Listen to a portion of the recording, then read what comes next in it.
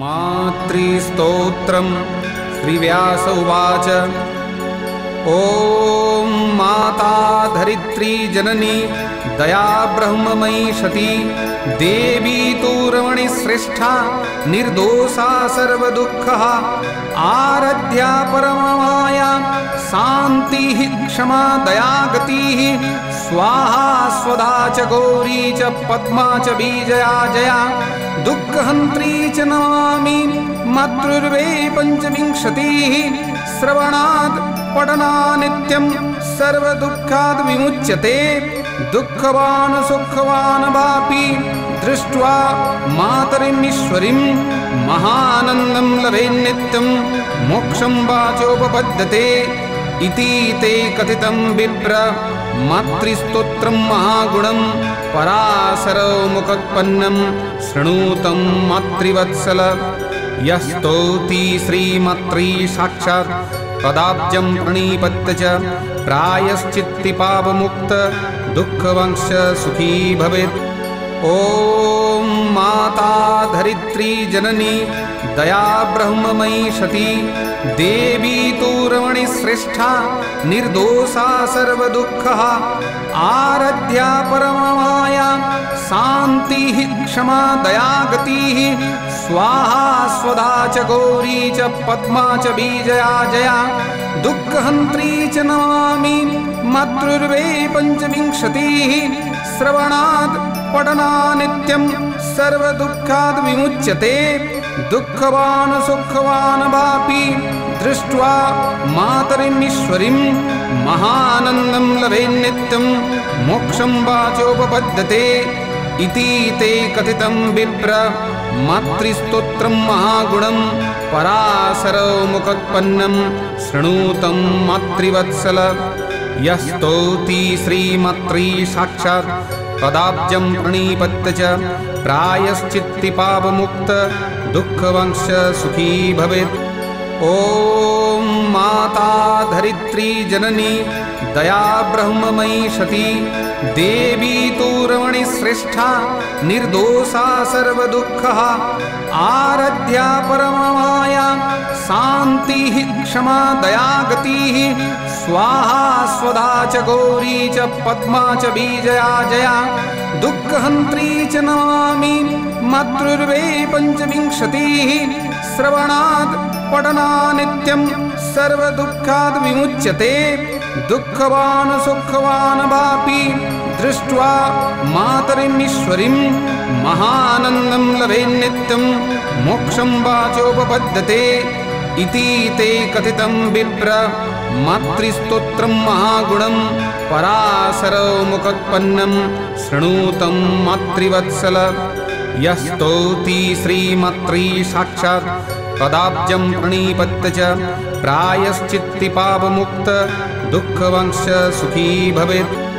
ॐ माता धरित्री जननी दया ब्रह्ममयी सती देवी तु रमणीश्रेष्ठा निर्दोषा सर्वदुःखः आराध्या परममाया शान्तिः क्षमा दया गतिः स्वाहा स्वधा च गौरी च पद्मा च विजया जया दुःखहन्त्री च नमामि मातृर्वे पञ्चविंशतिः श्रवणात् पठना नित्यं सर्वदुःखाद् विमुच्यते दुःखवान् सुखवान् वापि दृष्ट्वा मातरिमीश्वरीं महानन्दं लभेन् नित्यं मोक्षं वाचोपपद्यते इति ते कथितं विप्र मातृस्तोत्रं महागुणं पराशरमुखोत्पन्नं शृणुतं मातृवत्सल यस्तौति श्रीमात्री साक्षात् पदाब्जं प्रणिपत्य च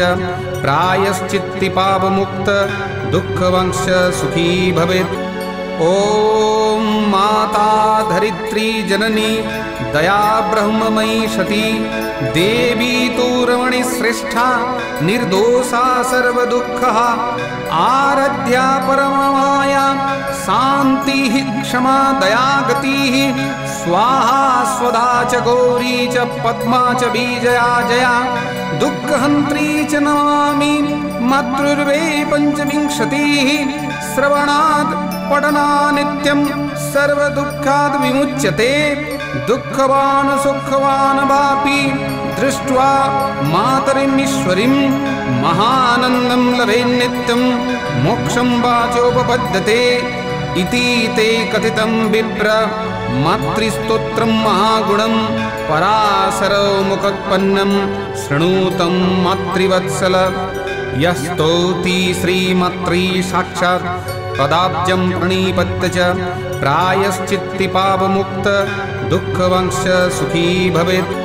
ॐ माता धरित्री जननी दया ब्रह्ममयी सती देवी तु रमणी श्रेष्ठा निर्दोषा सर्वदुःखः आराध्या परममाया शान्तिः क्षमा दया गतिः स्वाहा स्वधा च गौरी च पद्मा च विजया जया दुःखहन्त्री च नमामि मातृर्वे पञ्चविंशतिः।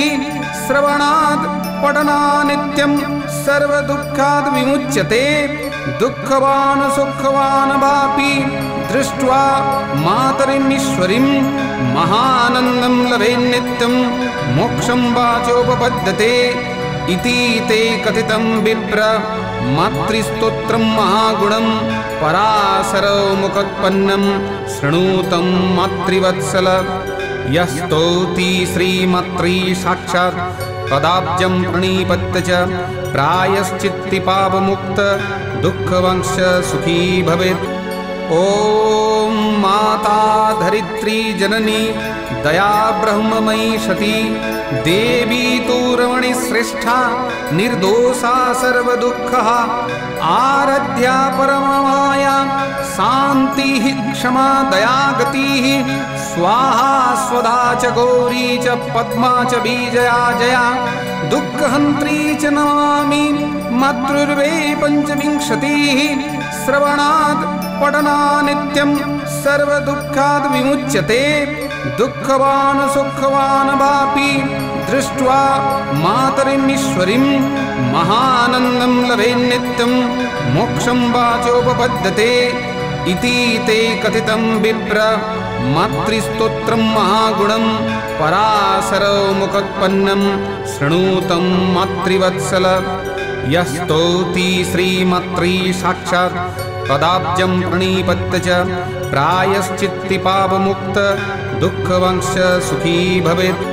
ॐ माता धरित्री जननी दया ब्रह्ममयी सती देवी तु रमणी श्रेष्ठा निर्दोषा सर्वदुःखः आराध्या परममाया शान्तिः क्षमा दया गतिः स्वाहा स्वधा च गौरी च पद्मा च विजया जया दुःखहन्त्री च नमामि मातृर्वे पञ्चविंशतिः। श्रवणात् पठनानित्यं सर्वदुःखाद् विमुच्यते। दुःखवान् सुखवान् वापि दृष्ट्वा मातरिमीश्वरीं महानन्दं लभेन्नित्यं मोक्षं वाचोपपद्यते इति ते कथितं विप्र। मातृस्तोत्रं महागुणं पराशरमुखोत्पन्नं शृणुतं मातृवत्सल।